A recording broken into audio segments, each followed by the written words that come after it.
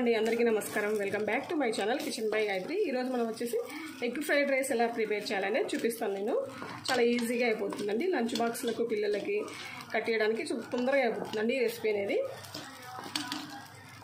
ఎలా ప్రిపేర్ చేయాలనేది చూద్దాము ముందుగా మనం ఫస్ట్ వచ్చేసి స్టవ్ వెలిగించి ఈ విధంగా ఒక బాల పెట్టుకుందామండి అందులో వచ్చేసి కొద్దిగా ఆయిల్ కొద్దిగా హీట్ ఎక్కిన తర్వాత ఎగ్స్ ఉన్నాయి కదా 2 eggs తీసుకున్నానండి ఎగ్స్ వచ్చేసి ఇందులో వేసేద్దాము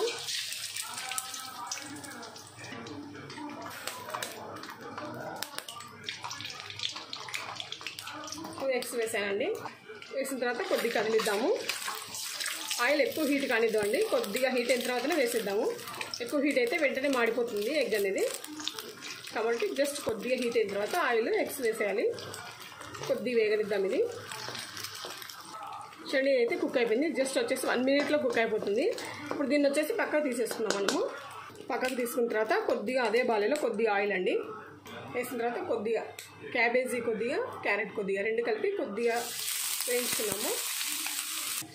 కొద్దిగా కలుపుతాం అంటే ఎక్కువ కుక్ కావాల్సిన అవసరం లేదు జస్ట్ కొద్దిగా పచ్చివాసన పోయేదాకా వేయించుకోవాలి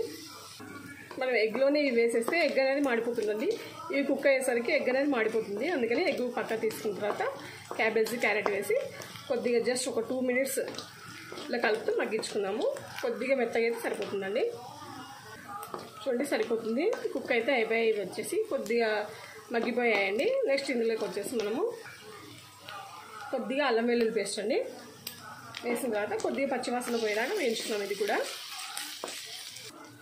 నెక్స్ట్ కొద్దిగా కరివేపాకు ఉప్పు తగినంత కొద్దిగా టమాటా కెచప్ అండి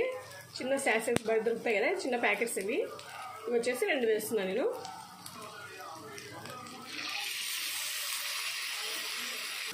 నెక్స్ట్ వచ్చేసి రెడ్ చిల్లీ పేస్ట్ అండి రెడ్ చిల్లీ సాస్ వచ్చేసి ఇది కూడా 1 tablespoon వేస్తే సరిపోతుంది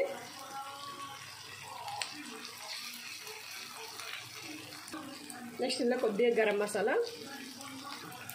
కారం కొద్దిగా అండి మనం రెడ్ చిల్లీ సాస్ వేసాం కాబట్టి కారం కొద్దిగా వేయండి కొద్దిగా పసుపు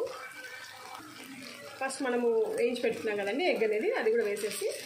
మొత్తం కలిపేసేద్దాము ఇలా మొత్తం అన్నీ కలిసేటట్లు కలిపేసేసేయండి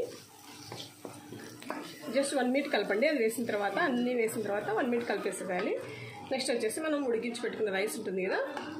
అది వచ్చేసి ఇందులో యాడ్ చేసేద్దాము ఇది ఎక్కువ టైం ఏం పట్టదండి చాలా ఈజీగా తొందరగా అయిపోతుంది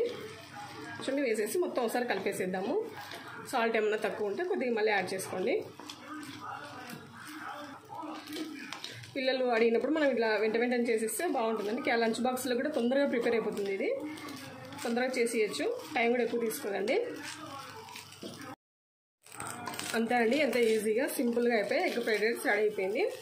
ఈ వీడియో మీకు నచ్చినట్టు నచ్చితే లైక్ చేయండి షేర్ చేయండి సబ్స్క్రైబ్ చేయండి అలాగే పక్కన బెల్ ఐకాన్ కూడా క్లిక్ చేయండి కొత్తగా ఎవరైనా నా ఛానల్ చూస్తున్నట్లయితే సబ్స్క్రైబ్ చేసుకోవడం మాత్రం మర్చిపోద్దండి ఇంకో మంచి రెసిపీతో మీ ముందు ఉంటుంది అంతవరకు సెలవండి నమస్తే